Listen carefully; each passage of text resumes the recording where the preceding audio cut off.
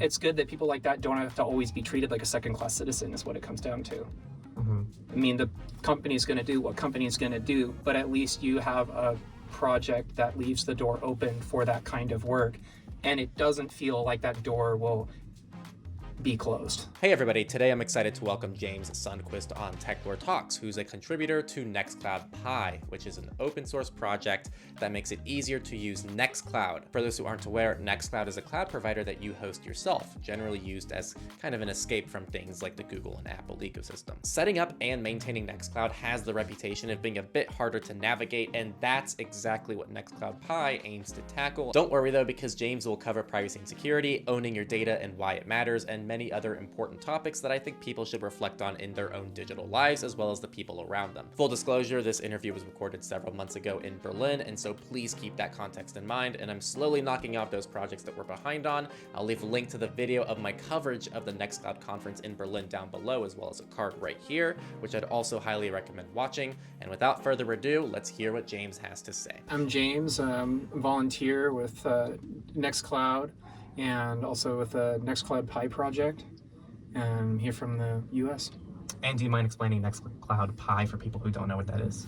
Oh yeah, sure. It's basically an all-in-one kind of image of Nextcloud with same defaults like MySQL and PHP, of course Apache, and it's designed to basically be a one-click self-hosted deployment with images like Btrfs, snapshots, things like this, and something that you can sort of set and forget, and community does tests before encouraging people to apply stable updates. So if you want to just have your system rolling in production and not worry about whether the next stable is tested enough or not, you can just wait, and we'll tell you as a user when we recommend applying updates.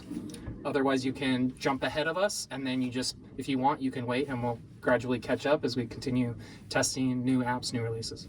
Got it. So am I correct? NextcloudPi started for Raspberry Pis, but now it's expanded to tons of different hardware devices.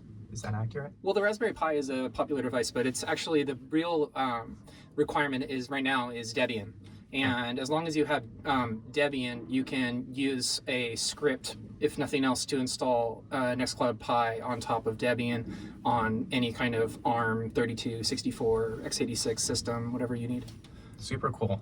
And so are you formally employed, or you say you're a volunteer? Yes. And so you're not paid by Nextcloud? No. And so this is like a real grassroots open source type of project that you're helping out with then? Yeah. I've been involved in hackerspace scene, and I was curious about using Nextcloud for hackerspace, so I started testing it for that reason.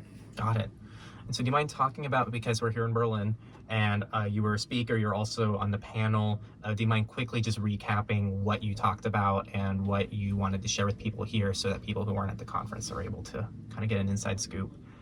Sure. I mean, it's been a number of years of kind of doing community management and writing documentation and trying to help improve this project, and sort of cohesion between this community project and Nextcloud as an organization, and I think that that's been really fruitful. And so talking about basically ways that people who want to contribute to open source can get more involved. It sounds like your audience is part of this. Basically, if you like open source and you want to learn more about it, you just use it. You use it as much as you can in your life and everything you do, and finding ways that it interests you and is fun and inspires you to want to learn more and contribute. Right. It's super cool too, because our audience, I'd say the target audience that I have is people who aren't going to be wanting to manually install Nextcloud. It's not that they can't, it's just that it's probably hard, and that's where projects like NextcloudPi sound like it's going to be perfect for them, where they can easily set it up themselves and just roll into it right away with a little bit less difficulty and less friction. Frankly, I'm in that group as well a lot of times. Really? Setting it up manually would probably be a lot harder for me versus using something like NextcloudPi. Let me ask you a question. Would Yes. you be willing to basically start up a VPS on DigitalOcean and install Yes. Nextcloud on it? That's something you'd want to do? Yes. It's actually something I need to do, because I promised my community eventually I would do that. Would you set it up on a dying DNS service? Would you use it at your own domain? I would use it on my own domain. One of the nice things about this project is nothing stops you from sort of distributing it out, and you can always have something like you could run say you run a server and you run it on the DigitalOcean and you have it at your domain.com. That's fine. Nothing stops you from running, say, an additional instance that you're hosting out of your home through WireGuard or something, and you've never exposed this public internet. And you can have all these things running in together, and people who are only accessing publicly don't know about the WireGuard instance, and that could be fine. Or you could have a WireGuard in addition for people who want to connect that way. There's a lot of flexibility. I think for me, if I was to use it privately internally, I would definitely go like the Tailscale route, personally. Totally. Because I mean, that's currently what I do with my NAS at home, is I just connect via Tailscale, and I could already set that up probably with the Nextcloud instance as well. But the thing is, I would like to set it up on the domain, because that's something that, here's the context, it's pretty embarrassing. I made this playlist on YouTube. It's called Nextcloud Made Easy. Okay. And the concept was, I'm going to go through the different ways that you can set up Nextcloud to make it as easy as possible for people. Well, after I put out the first video and I put like the time together for the project, I got hit with 2 other huge projects a week later, which were surprise projects. And so the whole project has just been abandoned since then. And everyone's like, so when are the next videos going to come out? So one of those would be like a Tailscale setup that I wanted to do. But pretty much the goal on my end would be to explore different avenues of trying to set up Nextcloud and show people the different possibilities you have. Because there's like a million different ways that you can use Nextcloud in your life. There's definitely not like 1 or 2 ways. It really depends on what you're trying to do. Yeah. At least based on what I've been able to read. Yeah. NextcloudPi is good in this use case specifically, and I have done it. So you can set up NextcloudPi locally as you would on your network, right? And then all you have to do is add in Tailscale access, and boom, Bob's your uncle. You can connect that way, no problem whatsoever. So fucking cool. And Tailscale makes things so simple. Yeah, and you can also plug in. You could also use something like Molvad as well if you wanted. It supports Tailscale now, or you could use Headscale too. You could replace the Tailscale listening server. So there's a lot of good options. Right. I still need to test out the Molvad exit node thing, because that's so cool. Right now I have iVPN running alongside Tailscale, and they somehow work together on my laptop. Sure. But it doesn't work on mobile. Okay. Because you can't really have 2 VPNs running at the same time unless you use IKEV2 with like WireGuard on iOS, which sometimes can work for some people, but it's still super messy. So how does Nextcloud, because a lot of the people listening, maybe they're new to Nextcloud, they're new to self-hosting, how is this relevant to privacy and security for the individual? Well, it's sort of your choice of what feels comfortable to you. I think if someone had never used a tool before, what I would recommend, personally, I would recommend SyncThing. I would say just set up SyncThing, literally install it on your phone and your computer, and they can communicate together right then. There's nothing else to learn. You could set it up literally in 30 seconds. So I would do that, and you could always sync it to someone else's machine, mark it as untrusted, and you can handle encryption in that way to protect your data from that other machine. And it's a good start. I mean, it's just because you're sort of you can take away the server component entirely. And then you can go from there. You could always set that up with like WW data, the right permissions, and then Nextcloud would be able to see it as like external storage, and you could still be running SyncThing to move like, say, large files or whatever. You could have whatever setup that is in addition to the Nextcloud, and they could work together. Right. Now, more broadly, like someone who's listening, they're using Google Drive. They're using Apple iCloud, God forbid, without the end-to-end encryption mode now. So pretty much they can see everything you're doing. Why would Nextcloud be enticing to this from a privacy and security perspective, or SyncThing, or whatever alternative data storage or data transfer tool? It doesn't have to be. It's like it's your personal use case will vary, but the reality is, like, if you're using Google Drive to move your files, like you basically don't care about the integrity of your data. Like, you don't. And so you can use a tool to encrypt. Like, you could use, GNU-PG, or you could use Cryptomator on top of Google Drive to encrypt your data, or something like that. But it sounds like in that case, the person probably just in the end isn't really interested. Right. And there's nothing wrong with trying it. So you're welcome to use these tools. I would say if you're not sure, then just join a hosted instance. And for your audience, I would recommend looking up LibreHosts like disroot.org or weho.st, and there's another one called Technix, so I'm not going to spell it, and they provide Nextcloud services, and they're basically based out of European countries, and they do a full free software stack, because it's like community paid through donations, and it's a different way to do hosting, but they're like legitimate hosts that are really rad, and you can get basically a small free instance. Maybe it's like 100 megs or whatever, or 2 gigs or 3 gigs, but it's not about the storage space. It's more about like a way to experiment with Nextcloud, but also you get something like maybe, you know, calendars and notes and like a Kanban board, but maybe that's a good thing to have on a public instance, and then you just run a different instance for moving your larger files or whatever. Right. Yeah, if that makes sense. I would start something like that. What do you see as the future of NextcloudPi? Well, the idea with NextcloudPi right now is to containerize. So it's been about moving internally to more usage of Docker and making the components in NextcloudPi available to other builds of Nextcloud that aren't NextcloudPi. Now you have things like AIO and these other Docker builds, and there's all this great tooling that's been developed in NextcloudPi, which could be potentially available in these other projects. None of this exists yet, but it's an ongoing conversation. You can see it on the NextcloudPi GitHub and the issue tracker. Got it. So how involved are you with NextcloudPi? Are you one of many people working on it? Are you the core contributor? For someone who's never or isn't tracking the active development of NextcloudPi, how would you best describe the development process? I would describe the whole development process is through the Calcaholic on GitHub, and Owl also contributes a lot to it, and so yeah, that's lead development is definitely through Calcaholic. So that is the lead developer, and I've helped with like community management, documentation, things like that. I take no claim of ownership over development whatsoever, but I definitely do my best to help and hopefully take some stress off of the developer so they don't have to deal with community stuff. They can stay focused on what they want to do, which is development. Got it. And so what do you do with the community? Basically, lately there was a lot of documentation written for some different architecture changes, a lot of testing, especially when we were more focused on Docker builds, and then just documentation in general and community management, and moving us more integrated into the forum itself, and moving to be recognized as an official project of Nextcloud, even though it's community contributed. Mm-hmm. Got it.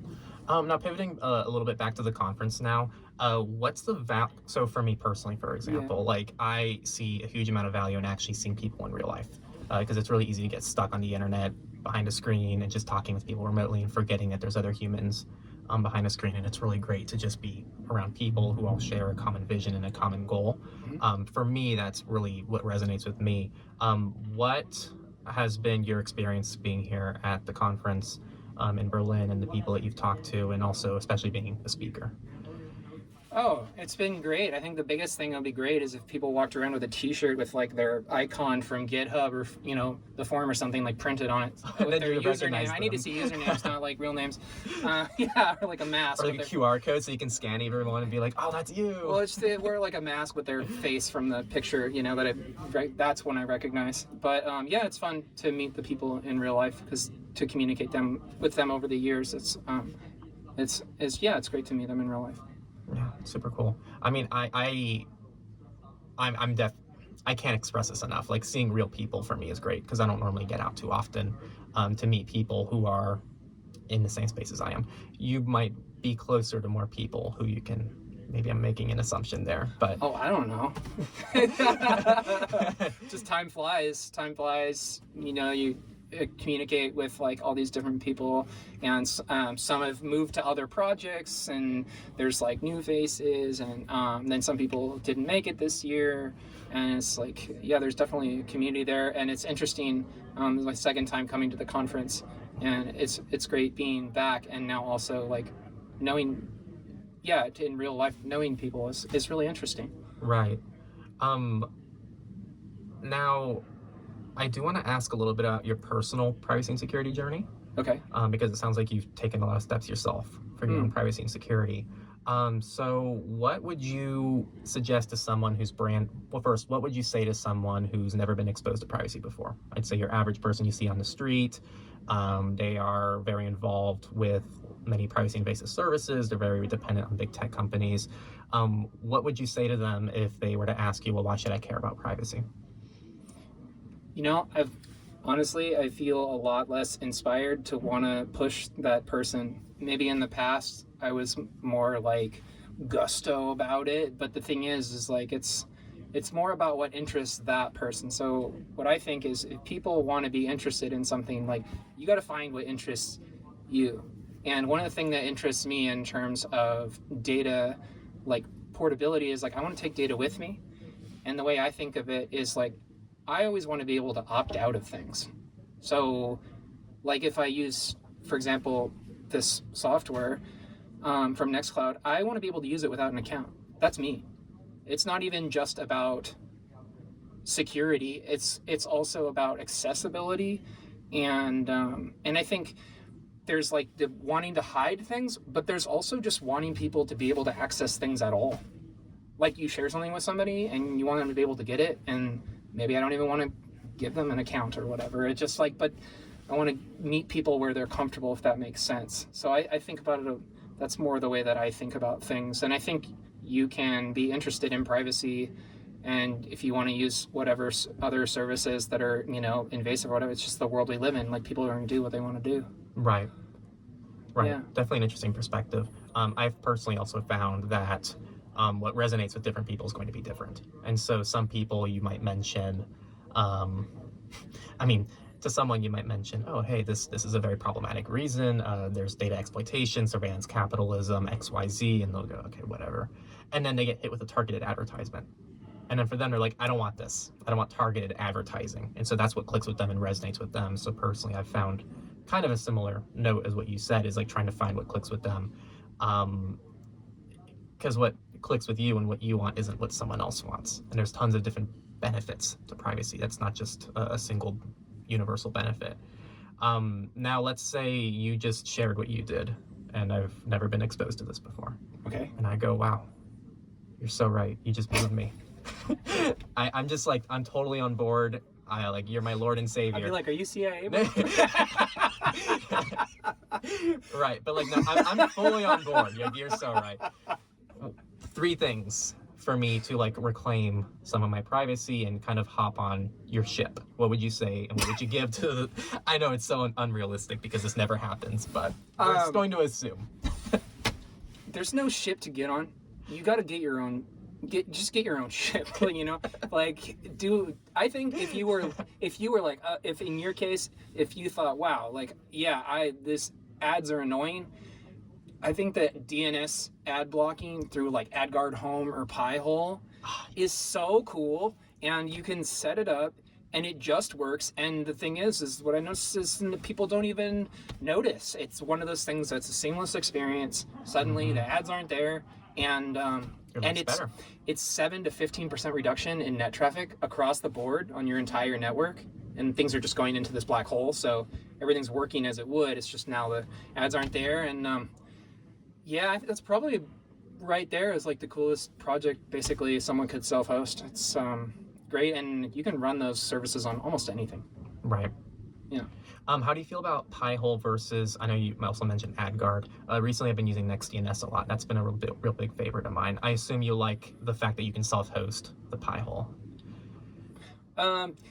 Yeah, I don't necessarily prefer Pi-hole. I don't know if they support DNS over HTTPS yet. I don't think so, but maybe they do now. I don't remember. But I'm fairly certain I've seen people say that they combine NextDNS with the Pi-hole, but I don't know if that was done directly through the Pi-hole by adding DNS over or DOH. Probably. So I'm not sure. Yeah, I think all the services are good, and this is another thing where it's like, if you're interested, just try it out. Try all these different things out, so it's all good. Right, people pick favorites. Like, I picked NextDNS. A lot of people are talking about Control D. You also hear people talk about AdGuard, and it's like they all do the same thing. And you might have different, this company's based out of this country, this has this feature, and that's when it comes down to personal preference.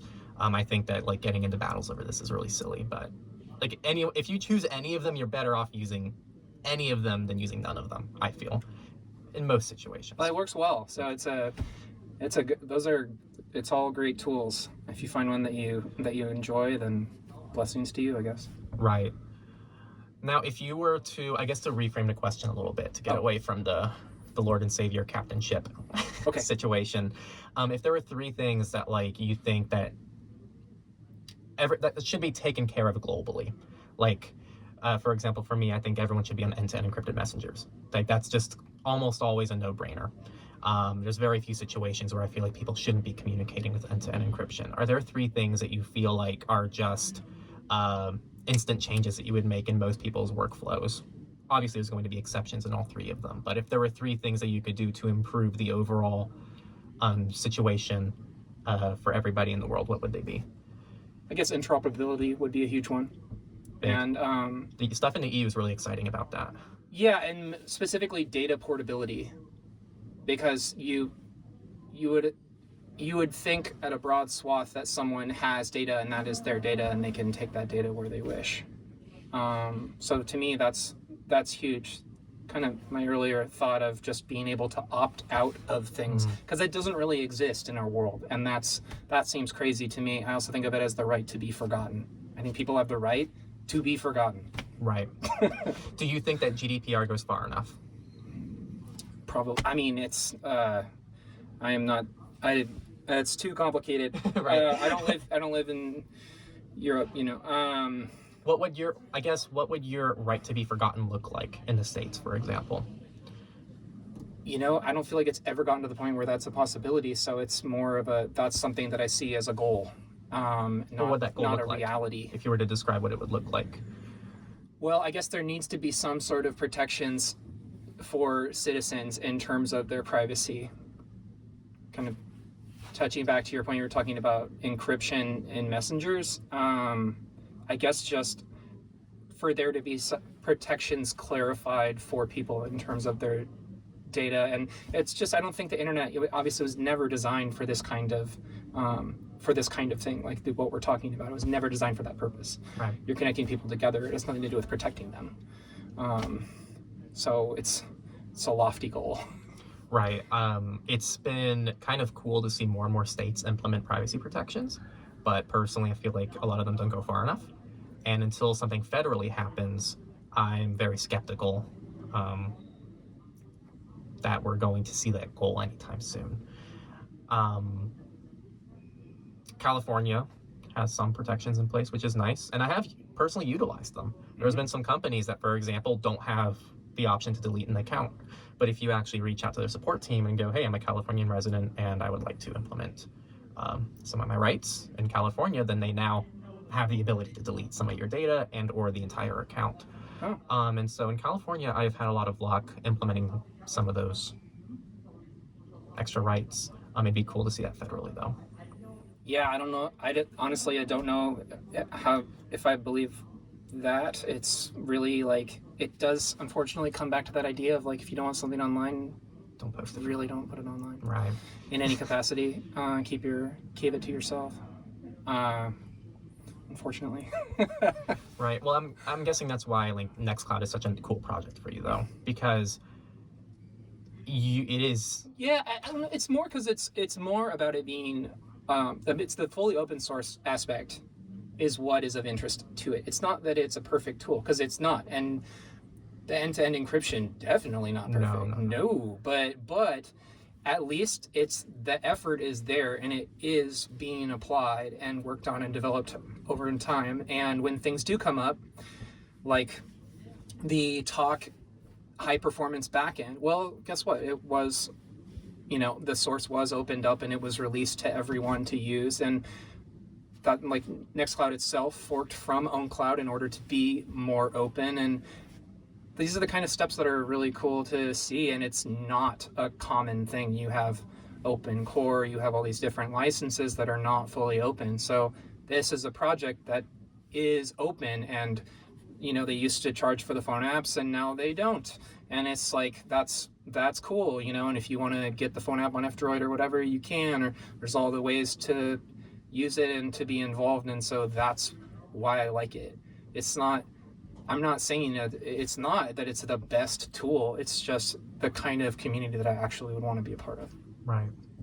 That's cool. I like, and it's very cool that you resonate with the community like that, and it's very wholesome. Myself, I've been to a few other conferences now, and this is by far the most homey community that I've seen. People just genuinely want to be here because they're strictly passionate about just Nextcloud. which is a little weird. It's like a little cult, but it's a very fun cult. Okay. And that's just been my experience coming here for the first time and seeing what Nextcloud Conference is like. Now, I would say act like I'm an idiot, but I'm just going to say, no, I am an idiot to this. Explain why end-to-end encryption is so hard with Nextcloud. What's the complexity behind it? Ooh, you want me to explain it? Oh, I would ask the engineers on that one, but... If you don't have to go super deep into it. If you even have a broad overview.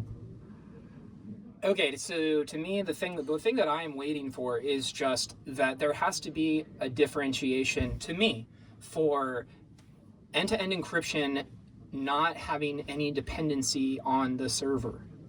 So when you use end-to-end, there is the use of a server app, and that doesn't seem to make sense in the idea of end-to-end, which is client-to-client end-to-end encrypted. Right. So that means when you do recovery is happening manually on the device even. It's not going through any sort of authority, including the Nextcloud server. Nextcloud, of course, wants this server to be something you're using between your client devices through your Nextcloud account. So it's a little bit at odds with itself, I think, as is. Got it. Tough situation. There was a bunch of work just being done on it. There was a workshop a few minutes ago related to development on end-to-end, and I know it's ongoing. And yeah, I don't mean to disparage it. It's just obviously really difficult to do, and people want to implement end-to-end in different ways. So right. it is what it is. Different things aren't gonna work for everyone. You want to make something for everyone? Well, guess what? Here we are, and not everyone's going to want the same thing, obviously, especially when it comes to something like end-to-end. Right. Well, we're coming close to an end here. Is there any final thing that you want to kind of mention? Anything that could relate to Nextcloud, privacy, security, anything you want to say, just generally speaking? I just think it's cool that people are, interested in these kinds of things, and that's exciting, and it's exciting to be connected to these projects in any way. It's really fun, and we all just do what we can. I don't honestly claim to be any more of like a security privacy person. I mean, that's not really my role, and I don't pretend that it is. But I just like playing with it. I think it's fun, and it's like a constant learning thing, and it's also just a kind of goal that I want to always be moving towards. I think it's interesting in regards to privacy, and also as part of that, I think that directly connects to things being free and open. And I'm talking free like FSF free. Right.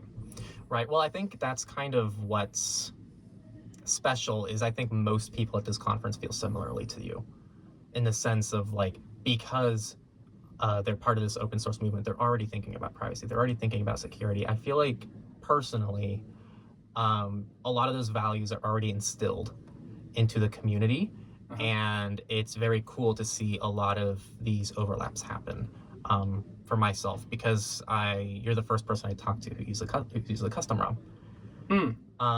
And maybe, I didn't talk to everyone and interview every single person here, but that doesn't seem to be a common thing. I'm seeing people here who have Linux devices, they have Windows devices, Sure. They use Mac OS. It seems like a very versatile crowd, but I think everyone here is somewhat aware of the privacy invasion that comes along with using services like Google, Apple, and whatnot. So, I don't know. Maybe I would argue that there's just an education gap in the mainstream that results in kind of the unawareness that happens regarding a lot of the surveillance capitalism and other issues that come along with it. Yeah, no, I think that's true. I also think that, like, in a project, like in this project, what I see is, I don't think it, personally, I don't see it being like that someone is building based off of like any guidelines of like the FSF, for example. I just don't see that. But I think that because you have a product that is fully open and available for anyone to contribute to, you do open the doors for the people who do want to do that to be able to contribute as well. So obviously some people at the company, of course, are going to be interested in those things, but not everyone. Right. But this allows them to connect with other people globally who also want to work on these things. That's the power of contribution, is you can move the ball forward for more privacy and focus and security and these kinds of things. It's good that people like that don't have to always be treated like a second-class citizen is what it comes down to.